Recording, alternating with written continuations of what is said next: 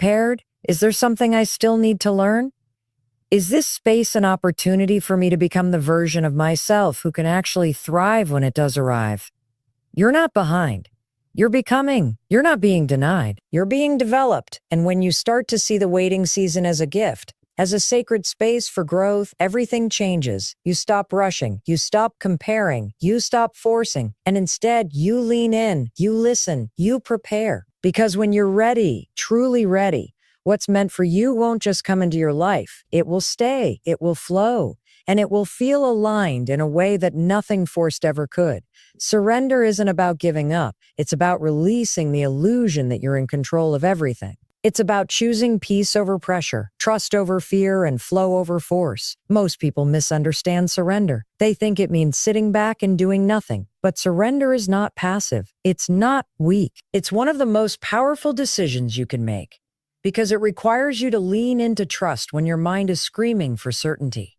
We are taught from a young age that effort equals results, that if you just try hard enough, stay disciplined, hustle constantly, you'll get what you want. And yes, effort matters. Discipline matters. But the problem comes when you attach your worth to outcomes. When you believe that everything depends on how much you do, how much you chase, how much you control, that's when effort turns into desperation. That's when you move out of alignment and into force. The truth is, some things in life are not meant to be controlled. Some doors will open only when you stop banging on them. Some relationships will heal only when you stop trying to fix them. Some clarity will come only when you stop chasing answers. That's what surrender gives you, the space to receive. Because when your hands are clenched tight, trying to hold everything together, there's no room for something new to land. But when you release the grip, when you finally let go, you create space. Space for something better, something truer, something real. Surrender is the moment you stop trying to make it happen and you start allowing it to unfold. It's the deep breath after the breakdown. It's the pause that says, I don't have to know exactly how this ends to trust that I'm going to be okay. And that shift in energy changes everything. Because when you surrender, your nervous system calms down. Your mind clears. Your perspective widens. You're no longer driven by panic. You're grounded in presence. Think about a time in your life when you were pushing for something and it just wouldn't move. You were exhausting yourself trying to get it right, make it happen, fix the problem, and nothing worked. Then, finally, you gave up. You let go. Maybe out of frustration, or maybe because you were just too tired to fight anymore. And the moment you did that, something shifted. A solution appeared. And someone reached out.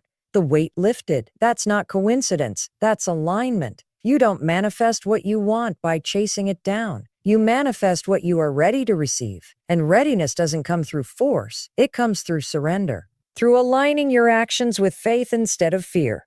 Through showing up, doing your part, and then trusting life to meet you halfway. That's not weakness, that's wisdom. Surrender also means accepting what is, not resisting it, not trying to twist it into something it's not, but seeing it clearly, honestly, and fully without judgment. Saying, okay, this is where I am.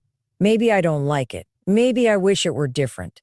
But I accept this moment for what it is, and I'll respond from here. That level of presence is rare, but it's powerful. Because when you stop arguing with reality, you free up all the energy you were using to fight, and you can finally use it to create. This doesn't mean you stop dreaming. You don't stop wanting. You don't stop growing. But you stop believing that you have to manipulate everything to feel safe. You stop living in the future or obsessing over the past. You come back to the now, and from that grounded place, your actions become more powerful, more intentional, more inspired. Surrender teaches you to soften, not to break, but to bend, to be flexible without losing your core, to trust that what's meant for you is already making its way to you, even if you can't see it yet. You don't have to have all the answers. You just have to be open. You just have to keep showing up with your heart intact, your hands open, and your spirit steady. Because when you surrender, you stop forcing. And when you stop forcing, everything starts to flow. The right people come. The right opportunities unfold. The clarity you've been searching for begins to rise. Not because you chased it, but because you made space for it. Let go. Trust the process. Let life surprise you. Because often the moment you stop trying to control everything is the moment everything starts to fall into place.